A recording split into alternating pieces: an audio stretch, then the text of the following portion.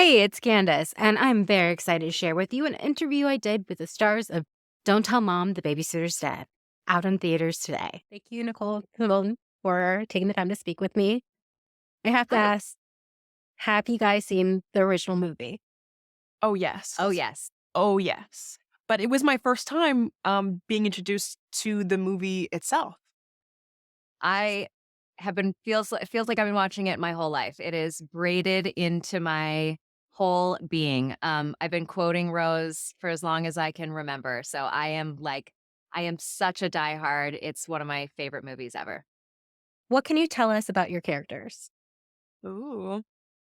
Well, I play Rose, who Mhm. is the boss. She is juggling many things. She, really appreciates Tanya as somebody who she knows is younger, but does not think is 17.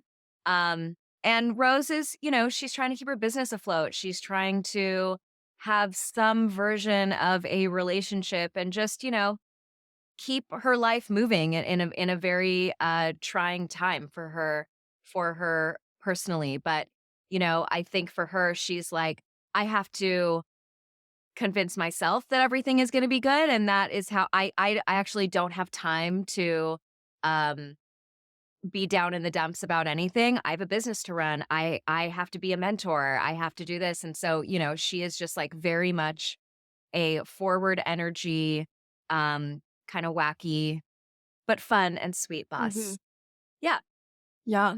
I would say very much in the same I feel like we mirror each other in that way where we just have so much going on. Like, Tanya has her love life, question mark. She has, her family that she's gotta take care of, and also the new job that she just started with real money is failing. And she's like, "Oh my gosh," and when you're 17, everything feels like it's the end of the world, and so to have multiple worlds ending at once and just to be like, I don't even know what a QED report is. Like, just showing up and, like, trying to smile through that is, like, very quintessential Tanya of just, like, taking it one step at a time, and we're gonna figure it out. Awesome. So it's been over 30 years since the original. That's making me feel very old. Whoa. Why do you think this story is so timeless? Hmm. I think that family dynamics are always, going to be something that is timeless. And wanting to feel good is also something that never goes out of style. Mhm. Um, Obviously, I think one of the biggest things that's changed, and one of the biggest differences between the original and and this version, um, is just how we talk to each other and what we expect from each other, and even just like what we take on. I mean, I think that we are really in a time of multitasking and being proud of multitasking and being able to like do it all. Not that I think that's necessarily great, but like that is what people expect from us, and it's what we expect from ourselves. Mhm. Um, and the way that we treat our families, it's very different. How what parents, the kind of care that parents are leaving their kids under, and just it's all very different now. Mhm. I totally agree with the family dynamics, and it's like the same story in the same place. We have the original house, but I feel like another character is just the times we live in. Now she's like, doing a driving service, she's like trying to serve, she's, the best way that she can. And I love that it's a story about really seeing each other. I feel like we're around our families all the time. But we don't notice that, wait, I haven't seen you for like who you are in a second. Cause we all have our own worlds that we're paying attention to. And so to watch them really see each other and grow together is such a beautiful part about this film. Did you guys have a favorite scene that you filmed? For me, the fashion show scene, just because it's at the original house. I couldn't believe it. Like, I go back to that scene, just even referencing it with my gay friends all the time. And, I'm just like, oh my God, this was so much fun. I was taking, 100 photos, watching Simone's performance in it was really amazing. I was very cold. It was cold. That was my only It's complaint. very cold. But Actually, other I was than wearing that, like 100 things, so actually I wasn't cold. yeah. Wade kept going, we need you to take Yeah. it off. I was like, okay, okay. But other than that, it really was my favorite scene. Oh my Okay. gosh. I have just 100 favorites, but just the one on my mind right now, because it's been mentioned, is the arcade scene with, me and Miles Fowler. He's just an incredible actor, somebody who's so honest and present, and truly, we did the scene maybe 4 times, and then just having it be completely different each time, and then finding the little moments that really just hit, and just the script. I mean, Chuck did an incredible job, so that just is a really revealing time for Tanya where she's like, "I don't know what I'm doing." And I think that's the first time she says that in the film. Well, thank you both so much for taking the time to speak with me. I absolutely love the movie. Congratulations on it. Yay! Thank Woo! you so much. Thanks. And I also got the chance to talk to director Wade Allain-Marcus about this reboot. Hi, Wade. So I want to know, have you seen the original before you got this project? Oh, yeah, absolutely. Of course. I had seen the original. I was aware of it. I wasn't, as precious about it as so many of us are. And, making this movie has sort of opened my world up to how kind of particular this movie is and the preciousness around it, which is wonderful. So I would just say, of course, I had seen it, but I was not like that with it then. Do you have a different approach directing a remake versus an original IP? I think that the only difference is that you are in conversation with something that happened before, and that conversation is really important.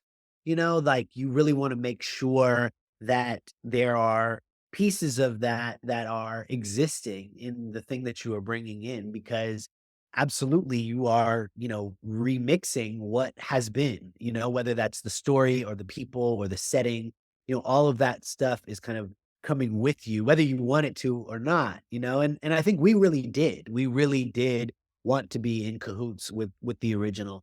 But I think as far as like, making a film, it was all about what is going to make this the best version that I can make this. And so in that sense, it's just like making any other movie. And I'm a big fan of the original. I'm a 90s kid. I rented it from Blockbuster. And I can say you guys nailed it. And I actually like this one better. Um, Oh man, that's the highest of compliments. how did you find the balance between paying homage to the original, but making it its own movie with its own characters and its own stories? Yeah. Well, so much of that I feel like started at the script stage with Chuck Hayward, and his love for the original just really shines through on the page, with obviously preserving some of the classic lines to, and then later on, like the producers were like, oh, well, what do you think about shooting in the original house? And I was like, that could be amazing. And there was something that really tickled me about the idea of like this same story happening 30 years later in the exact same house. And I think it's really that tickle that I sort of used as a North Star in general of being like, we just want to be tickled with this because, of course, people are going to come to this with a lot of preconceived notions. But having some of those tent poles allowed us to really kind of soar and fly and feel fresh, and then, of course, putting a Black family at the center of it was giving it a whole other spin. And for me personally, after revisiting the original, was like, oh, this movie works better Black, because if the movie is about young kids who are forced to be adults before their time, that is just so painfully true for Black kids. And so it made it more relevant. So are you saying this all happens in the same universe? Like, don't tell mom. There, yeah, Ex- there's a there is a there's a version for me where yes, that like literally 30 years later, now this Black family lives where the original Crandalls lived. They happen to have the same last name and a lot of the same names. There was like one moment where I was thinking of having our Kenny see like Kenny like discover like that he had like carved Kenny into something in his room, and him being like, Kenny, what is that?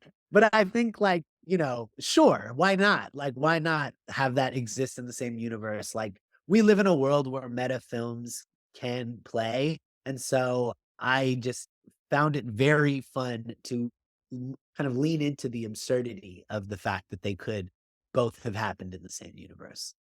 Can you talk any about the cameo at the end? Because that kind of goes with it. Yeah, I mean, we don't wanna give too much away, obviously, but I guess I will say that we have cameos all through this movie, you know? We really felt supported by the original cast, and it was just one of those things that, happened to work out. I mean, I guess what I'll say is there's a moment at the end of the film with a character from the original that ends up being, especially people who've seen the original, like one of their favorite moments of the movie because it really does kind of bring, as you say, these universes together. And it's satisfying in that sense because I think we always wanted to be indebted to where we had come from. Well, thank you so much for taking the time to speak with me. It's a great movie. Congratulations. Thank you Can't so wait for much. everyone to see it. Appreciate that.